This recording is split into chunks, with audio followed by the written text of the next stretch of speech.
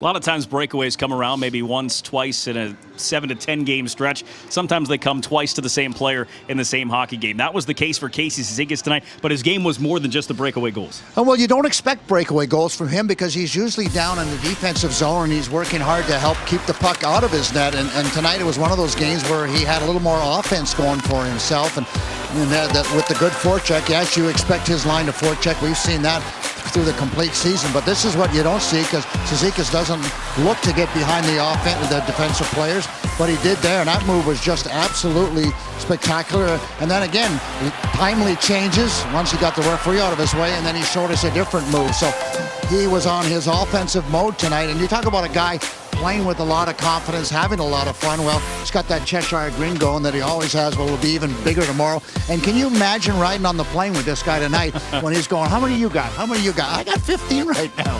He's got a couple of guys in his rearview mirror now. 15 in 50 for Casey Cizikas, his third career 2-goal game, and he's got 3 in the last 2. At one point, after his second goal, he had 3 consecutive goals for the New York Islanders, the third player, I should say, this season for the Islanders to have a stretch of 3 consecutive goals. But Barry Trotz talked about that big goal at the end of the second period. It came with 41 seconds left on the clock, and Josh Bailey found that loose puck in front of the net. Well, I thought the Barzal line was much better. They competed much harder. I thought they were in better position all over the ice, and finally they get rewarded. And this will be a huge confidence builder for him. And it was a timely goal.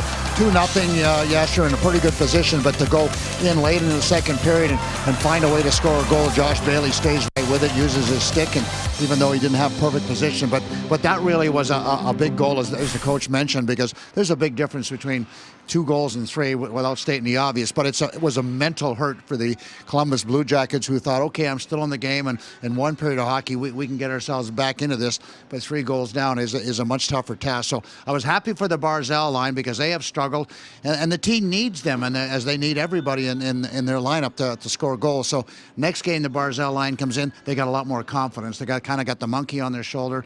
Tom Kuhnhackl, I thought, fit in really well, played extremely well, did what everybody thought he would do. Just a very strong professional game, solid along the boards, smart decisions, Brendan, and a little more, as they say, a little more weight behind the line. So a lot of good things to like, not only about that line, but just the whole team. Just another great team win as they seem to find ways to win hockey games with different personnel.